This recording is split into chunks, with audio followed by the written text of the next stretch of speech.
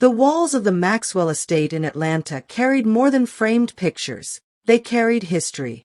From sepia-toned photographs of sharecropping ancestors who fought to buy their own land, to glossy magazine covers featuring the rise of Maxwell logistics, every frame told a story of perseverance. Earl Maxwell, the patriarch, stood in his study one autumn evening, gazing at a portrait of himself shaking hands with the governor. He was a man in his late 60s, with silver hair cropped neatly, and a deep baritone voice that once filled boardrooms with authority. The family business had grown from a small trucking outfit to one of the largest black-owned logistics firms in the South. "Daddy, you called for me?" asked Jackson, the adopted son. At 28, he carried himself with quiet strength.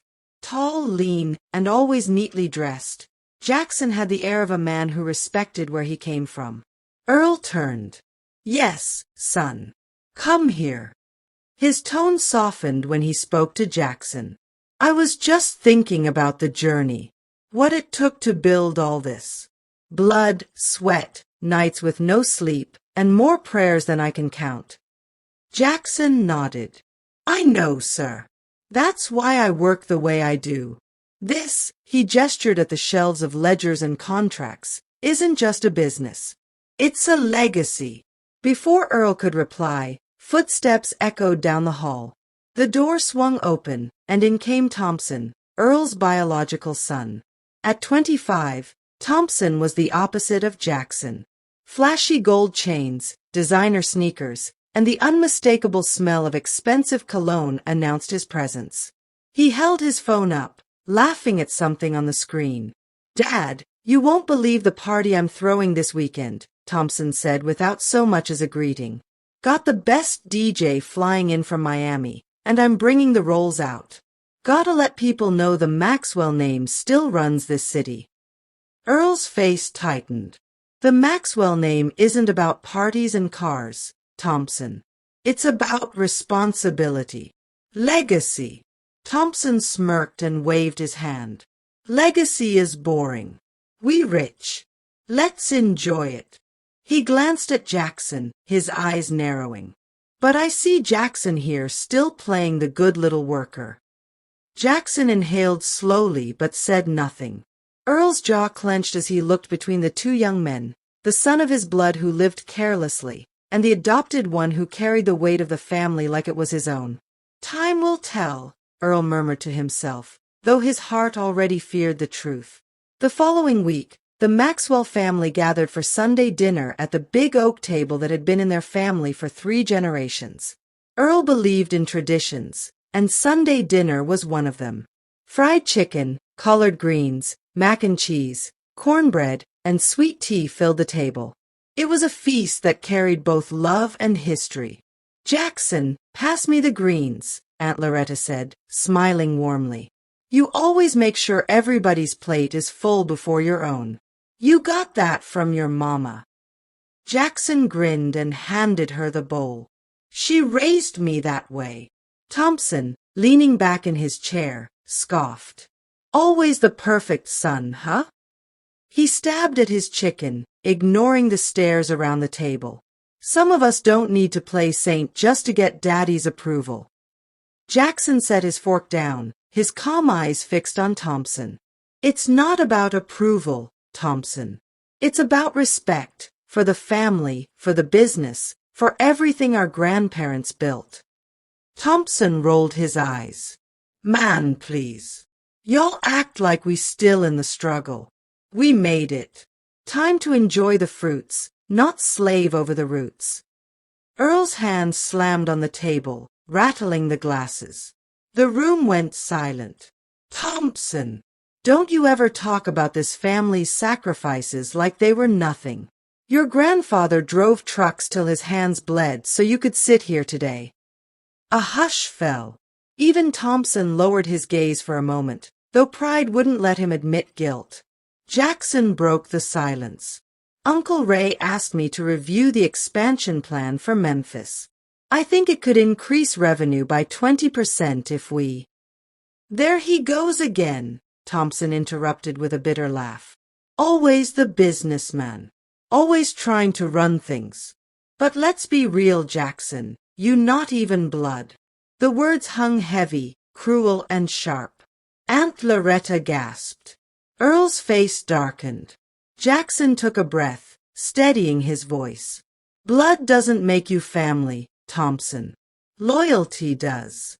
Earl's eyes glistened as he looked at Jackson. In that moment, the difference between his two sons had never been clearer. Later that night, Earl sat alone in his study, the dim light from the desk lamp throwing long shadows across the room. The echoes of Thompson's words, "You not even blood," still rang in his ears. Earl poured himself a glass of bourbon, his hands trembling slightly. His wife, Evelyn, entered quietly. She had been his partner for over 40 years, steady as the earth beneath his feet. She set a hand on his shoulder. "You can't let Thompson's mouth steal your peace tonight," she whispered. Earl sighed deeply. "He's my son, Evelyn. My blood. But sometimes I look at him, and all I see is recklessness, arrogance, waste." "And Jackson?" she asked gently. Earl's face softened. "Jackson, that boy has carried this family on his back without complaint. He works harder than anyone, respects the name, and honors the legacy. Sometimes I forget he ain't my flesh, because in every way that matters, he's my son." Evelyn pulled a chair beside him. "Maybe the Lord gave us Jackson to remind us that family is more than blood." Earl shook his head, torn. "But what will people say, Evelyn? That the Maxwell fortune, the Maxwell Company, passed into the hands of a man who ain't even born of us? Folks already whisper. You know how our community can be." Evelyn's eyes sharpened. "And what will people say if you hand everything to Thompson, only to watch him destroy it with his foolish ways? Which shame would be greater?" Earl stared into his glass, the amber liquid trembling with his grip. He thought of his father's voice, rough with age but firm with conviction. "Son, never let pride destroy what your hands built. Legacy is not about blood, it's about survival." The study fell silent. Earl closed his eyes, realizing the storm ahead would demand a choice, one that would either save his family or break it apart forever. 2 months later, Jackson was in the conference room at Maxwell Logistics, reviewing quarterly reports with the senior managers. Charts and numbers filled the screen. Revenue was steady, but margins were thinning. He tapped a pen against the table. "We need tighter controls on expenditures. Too much money is flowing out without accountability." One of the accountants shifted uncomfortably. "Mr. Jackson, with all due respect, a large portion of those withdrawals were authorized by Thompson." Jackson's brows furrowed. "Withdrawals? For what purpose?" The accountant hesitated, then slid a file across the table. "Luxury cars, private parties, travel expenses. Nearly $500,000 in the last 3 months." The room went silent. Jackson clenched his jaw, flipping through receipts. "This is company money," he said, his voice low with anger. "Not a personal piggy bank." That evening, Jackson confronted Thompson in the driveway of the estate. Thompson leaned against his new Lamborghini, gold chain glistening under the porch light. "Jackson, you're always so uptight," Thompson sneered. "What's a few $100,000 when the company makes millions?" Jackson stepped closer, his eyes blazing. "It's not your money, Thompson. It's the family's. Every dollar represents sweat and sacrifice. You're spitting on everything our grandparents built." Thompson laughed, slapping the hood of his car. "Man, stop with the history lessons. Nobody cares about dead men's struggles. We living good now. I'm just enjoying it." Earl emerged from the house, his face hard. "Thompson, is it true? Did you take company funds for this nonsense?" Thompson's smirk faltered. "Dad, come on. It's not that serious." "It is that serious," Earl thundered, his voice echoing through the night. You think this empire was built so you could blow it on cars and parties? You think being my son gives you the right to drain what others bled for? Thompson's expression hardened. I'm your only real son. This business is mine, whether Jackson likes it or not. Earl's eyes filled with fire. You may be my blood, Thompson, but right now, Jackson is more of a son to me than you'll ever be. The words landed like a blow. Thompson's face twisted in rage as he stormed off, tires screeching into the night. Jackson stood silently, the weight of the family's future pressing harder than ever. The following morning, Jackson arrived at Maxwell Logistics before sunrise. The city was still asleep, but he was already at his desk, sleeves rolled up, coffee untouched. Stacks of financial reports surrounded him. He called an emergency meeting with the senior team. From this moment, he said firmly, no funds leave this company without dual authorization. Every expense above $5,000 comes through me and my father. No exceptions. Some of the executives exchanged uneasy looks. Thompson had always wielded authority as the real son. Jackson noticed the hesitation but pressed on. If we don't tighten up now, we won't have a business to protect. And I won't let my family's legacy go under, not on my watch.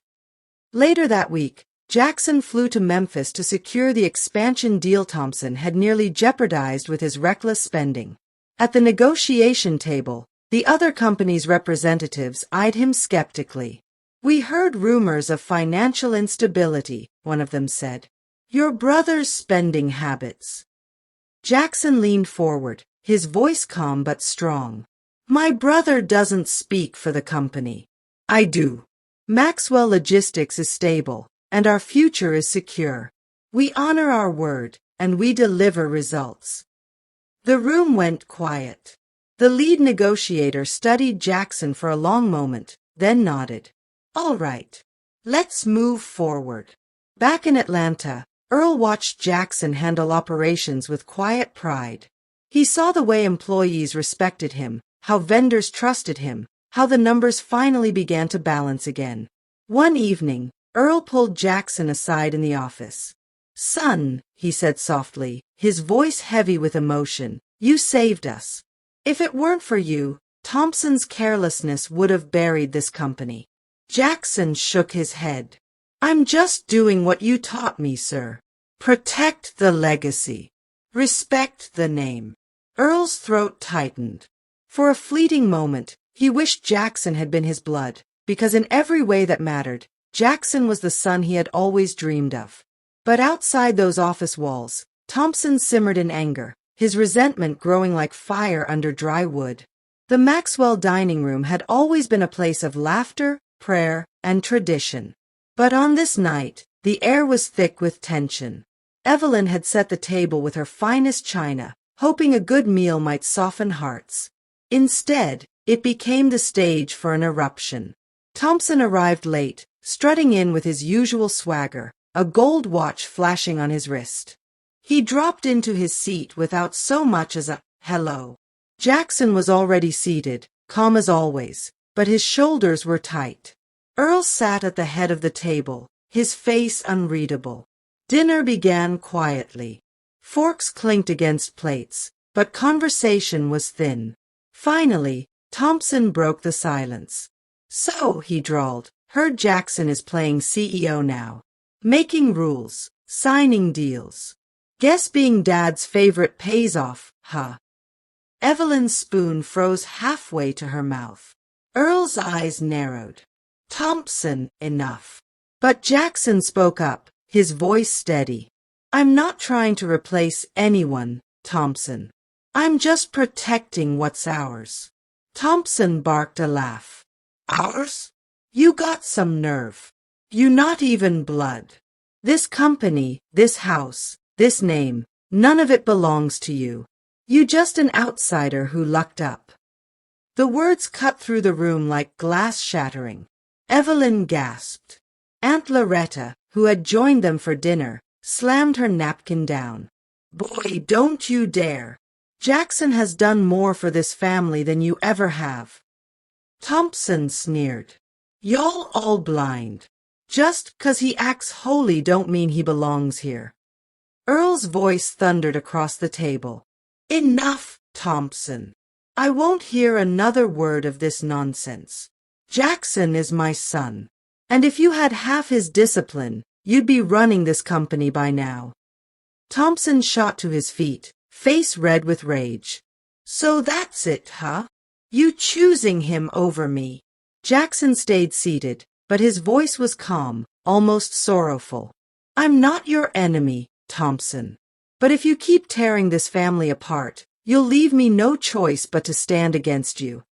For a moment, the house was silent except for the faint ticking of the grandfather clock. Then Thompson stormed out, the slam of the door rattling the china cabinet. Earl sank back into his chair, weary. Evelyn reached for his hand. Jackson lowered his head, knowing the battle lines had been drawn, and the war for the Maxwell legacy had truly begun. Thompson's downfall came faster than anyone expected. Within months of the family dinner explosion, his name was all over social media and gossip blogs. Pictures of him stumbling out of nightclubs, debts owed to shady investors, and whispers of gambling problems spread like wildfire. One afternoon, Jackson was in his office reviewing contracts when Earl stormed in, clutching a newspaper. The headline read, Maxwell heir in $2 million debt scandal. Earl's face was pale. Lord have mercy. Thompson has dragged our name through the mud. Jackson closed his eyes, his heart heavy. I warned him, sir. But he wouldn't listen. As if on cue, Thompson barged into the office, looking disheveled. Dad, you gotta help me, he pleaded. These guys I owe, they don't play. I need the company to cover me. Just this once. Earl slammed his fist on the desk. Just this once. Thompson, you've bled us dry already. I will not destroy everything for your foolishness. Thompson's eyes flicked to Jackson. This your fault. You turned him against me. Jackson shook his head slowly. No, Thompson. You turned yourself against this family. I begged you to change. But you chose this path. Thompson's face twisted with rage, but Earl's booming voice cut him down. Get out. Until you learn responsibility, don't you dare set foot in this office again. Thompson stormed out, slamming the door so hard the glass rattled. Earl collapsed into his chair, his spirit heavy. Jackson stood at his father's side, steady as ever. That day, Jackson unofficially became the leader of Maxwell Logistics. Employees rallied behind him, vendors trusted him, and even the community whispered that perhaps the adopted son was the true heir. Earl had avoided it for too long, but after Thompson's scandal, he knew the time had come. He called the family together in the estate's living room, a room lined with portraits of generations past. Evelyn sat close beside him, her eyes urging him forward. My children, Earl began, his voice trembling but strong. This family has carried a name that means something. A name built on sacrifice, discipline, and faith. But a legacy can be destroyed in one careless generation. Thompson leaned against the wall, arms crossed, glaring. Jackson sat quietly, eyes lowered in respect. Earl took a deep breath. I have made my decision about the future of Maxwell Logistics and this estate. He paused, the silence sharp as a knife. Jackson will take full control of the company. He has proven himself worthy. He will carry this family's name forward. Thompson's eyes widened in fury. What? You giving my inheritance to him? To an outsider? Earl's gaze was like steel. Jackson is no outsider. He is my son in every way that matters. And until you show me responsibility, Thompson, I will not hand you the keys to this empire just because you share my blood. Thompson's voice shook with rage. You betraying me for him. You'd rather give our family name to a stray than your own flesh and blood. Evelyn stood, her voice cutting through his tantrum. Thompson, your father is saving this family from ruin. And if you opened your eyes, you'd see Jackson has done nothing but love and protect you, even when you spit in his face. Jackson finally spoke, his tone calm but firm. I don't want to take anything from you, Thompson. I only want to protect what our grandparents built. But if you keep tearing us down, I will do what I must to save this family. Thompson's chest rose and fell with anger, but he said nothing more. He stormed out once again, slamming the door so hard the chandelier above shook. Earl closed his eyes, his decision final. For the first time in years, he felt peace. Weeks passed. Under Jackson's leadership, Maxwell Logistics began to thrive again. Contracts were secured, debts paid, and the company's reputation repaired. Jackson worked long hours, but his steady hand restored confidence. Employees whispered with respect, vendors returned with trust, and clients praised his professionalism. Meanwhile, Thompson spiraled deeper. His debts mounted, his so-called friends vanished, and the bright lights of his lifestyle dimmed.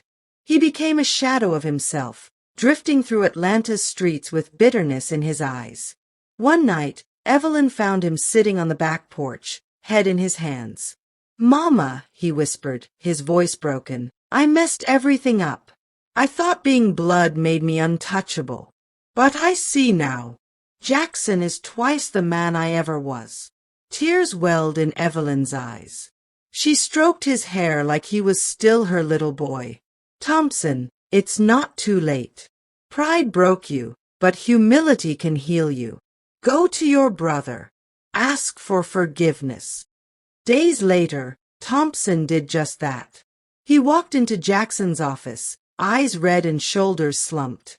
For the first time, his voice was stripped of arrogance. "Jackson," he said quietly, "I'm sorry. I was jealous.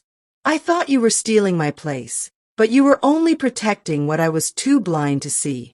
If you can forgive me, I want to stand with you, not against you." Jackson looked at him for a long moment, then stood and extended his hand. "Family isn't about who falls. It's about who helps you back up. I forgive you, Thompson. But this time, you have to earn your place." For the first time, Thompson nodded in humility. The war between them had finally broken. Maybe, just maybe, healing could begin. Years later, Maxwell Logistics stood taller than ever. Under Jackson's leadership, it became one of the most respected black-owned companies in the South, expanding across states and creating jobs for thousands. Earl, now retired, often sat on the porch of the estate, watching his sons with pride. Jackson, confident but humble, ran the company with precision. Thompson, though no longer reckless, worked quietly in operations, slowly rebuilding trust. At a company anniversary celebration, Earl stood before employees, family, and community leaders. His voice shook with emotion as he spoke. "People told me legacy was about blood. But I learned it's about love, loyalty, and sacrifice. Jackson proved that family is chosen not by birth, but by commitment. And Thompson proved that even the lost can find their way back." The crowd erupted in applause. Evelyn dabbed her eyes with a handkerchief. Thompson stood beside Jackson, clapping with sincerity. Later that night, Jackson and Thompson walked side by side through the warehouse their grandfather had once built by hand. "You saved us," Thompson admitted quietly. Jackson smiled. "We saved us. This family's name belongs to both of us. But now, we have to keep earning it, every day."